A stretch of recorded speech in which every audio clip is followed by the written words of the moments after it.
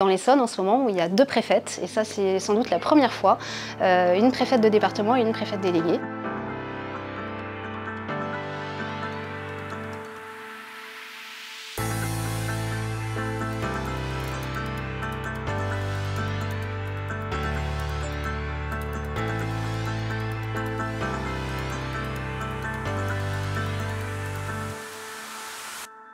On voit qu'il y a une action en fait, qui est vraiment concrète sur le terrain, avec une proximité avec les populations, un accompagnement. Donc on se sent vraiment en famille ici. Donc j'ai vu en fait en chacun jaillir ces valeurs universelles qu'on partage tous, mais qu'on n'a pas l'opportunité de mettre dans un pot commun, et que l'on retrouve en fait à travers leur discours. Il y a plusieurs choses qui sont sorties, notamment en fait la prise de parole en public, donc la confiance en soi. Donc on voit en fait effectivement que oui voilà, ces jeunes en fait qui sont dans le QPV, ils ont besoin de se manifester, de s'identifier au sein de cette société et de pouvoir en fait jaillir et faire rayonner cette ville. Alors le préfet ou la préfète pour l'égalité des chances, c'est quelqu'un qui doit donner un sens concret au pacte républicain, c'est ça que disent les textes.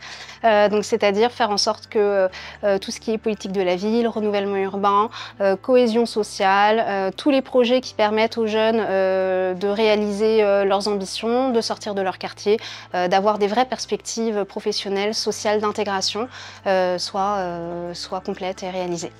L'État ne peut pas agir seul sur ces sujets, il a besoin des collectivités, des associations, des personnes aussi, des bénéficiaires qui, elles et eux aussi doivent être mobilisés pour leur propre situation. Et donc l'État a un rôle important dans cet ensemble, c'est de mettre ensemble justement les acteurs et de leur permettre de travailler, de tenir les calendriers qu'ils se fixent et de dépasser les difficultés quand ils en rencontrent et d'atteindre les objectifs collectifs. Alors cet après-midi, déjà, il y a eu une très belle surprise qui m'a été faite. Je suis entrée donc à Génération 2 et l'ensemble des jeunes, des parents qui étaient là ont chanté la Marseillaise et c'était un moment très émouvant. Et ensuite, beaucoup de témoignages de jeunes très talentueux.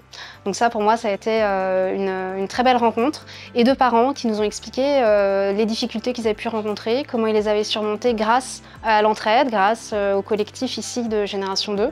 Et donc, de très grands remerciements de ma part pour l'ensemble des acteurs et notamment les équipes de Génération 2 qui font tout ce travail formidable.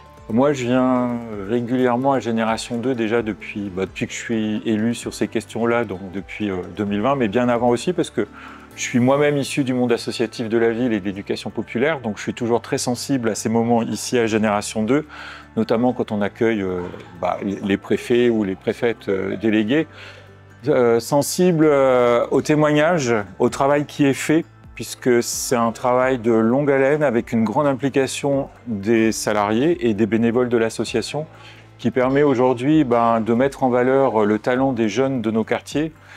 Et c'est toujours très émouvant parce qu'on voit le travail aussi qui a été mené, notamment le travail de préparation, le travail d'écriture. Dans tous les témoignages qu'on a entendus, ils ont tous été préparés. Et connaissant Aïsseta et l'équipe, ça veut dire qu'ils y ont passé des jours, voilà.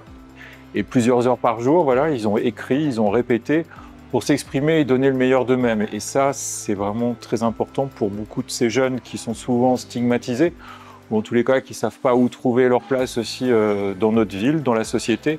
De se dire, moi aussi je peux parler, moi aussi j'ai le droit de m'exprimer et moi aussi j'ai du talent et je peux aussi réaliser mes rêves, ce que disait Madame la préfète dans sa conclusion.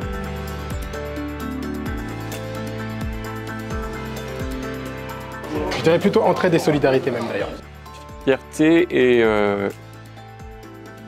et implication. En 2 mots, talent et cohésion.